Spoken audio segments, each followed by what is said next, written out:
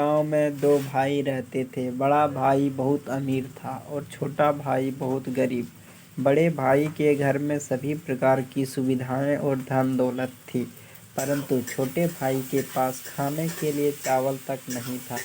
बड़े भाई का जीवन बहुत ही सुंदर तरीके से गुजर रहा था, परंतु छोटा भाई बहुत ही दुख कष्ट सहकर अपना गुजारा कर रहा था।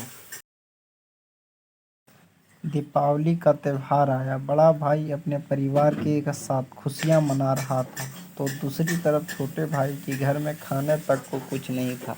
छोटे भाई के बच्चों के भूख के मारे रो रहे थे। अपने बच्चों का रोना देख छोटे भाई को सहन नहीं हुआ और वह अपने बड़े भाई के घर कुछ अनाज मांगने के लिए चला गया, ताकि उसके बच्चों को भोजन मिल सके। वहाँ उसने अपने बड़े भाई से कुछ अनाज मांगा, परंतु उसने छोटे भाई का अपमान करके उसे वापस भेज दिया। छोटा भाई बहुत निराश होकर रोते रोते अपने घर को लौट रहा था। तभी उसको रास्ते में एक बूढ़े व्यक्ति ने रोका, जिसके सामने एक लड़कियों का गट्ठर पड़ा हुआ था। उसने छोटे भाई को सवाल पूछो पूछो बेटा, तुम क्यों रो रहे हो? तभी उस छोटे भाई ने अपने भाई के दुर्व्यवहार के बारे में सब कुछ बताया।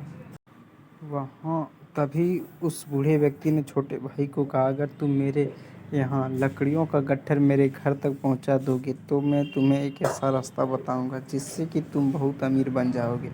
छोटा भाई मान गया और उसने लकड़ियों का गट्ठर उठाया और उसे लेकर बूढ़े व्यक्ति के घर पर पहुँचा दिया। पहुँचाने के बाद उस बूढ़े व्यक्ति ने उसे एक मालपुआ दिया और कहा, तुम पास के जंगल में पश्चिमी दिशा में जाओ, वहाँ तुमको एक गुफा दिखेगा।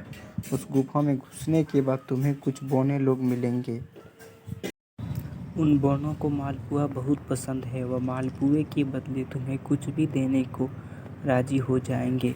उन्हें मालपुए के बदले जादुई चक्की मांगना। गरीब भाई ने उस बूढ़े की बात को माना और वह उस गुफा में पहुंचा। वहां उस गरीब भाई ने 3 बौने व्यक्ति को देखा। उसने एक बौने ने उस गरीब को कहा, मैं तुम्हें एक मालपुए के बदले कुछ भी दे सकता हूँ। तभी उसने जादुई चक्की को उस बौने व्यक्ति से मांगा। जादुई चक्की को देते समय उस बौने व्यक्ति ने कहा, यह जादुई चक्की है, तुम्हें जो भी चाहिए तुम इससे मांग सकते हो। जब भी तुम्हें किसी चीज़ की ज़रूरत हो तो चक्की को घुमाना और मांग लेना। जब भी तुम चक्की को बंद करना चाहो उसके ऊपर एक लाल कपड़ा डाल देना, चक्की बंद हो जाएगी। बौने की बात सुनने के बाद वह गरीब आदमी अपने घर लौट आया। घर पहुंचने के बाद उस गरीब भाई ने चक्की घुमाते हुए सबसे पहले कहा, चक्की चावल दें।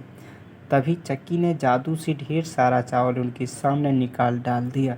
उसके बाद उसने चक्की से दाल निकाला। गरीब भाई के परिवार ने उस दिन पेट भर के खाना खाया और सब सो गए।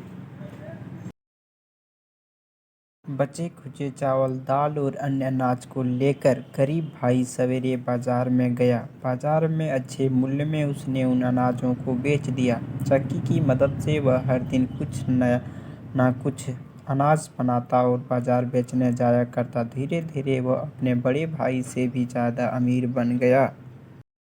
बड़ा भाई छोटे भाई की अमीरी से जलने लगा और वह सोचने लगा कि जो कुछ दिनों पहले मुझसे खाने के लिए भीख मांगने आया था वह आज अचानक कैसे अमीर बन गया।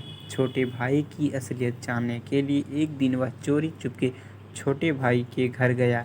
जब उसने चक्की से अनाज निकलते हुए देखा तो वह चौंक गया और दूसरे दिन जब छोटे भाई के घर पर कोई नहीं था तो उसने चक्की को चुरा लिया और अपने घर अपने परिवार के साथ नाव में बैठकर एक दूसरे राज्य की ओर निकल गए।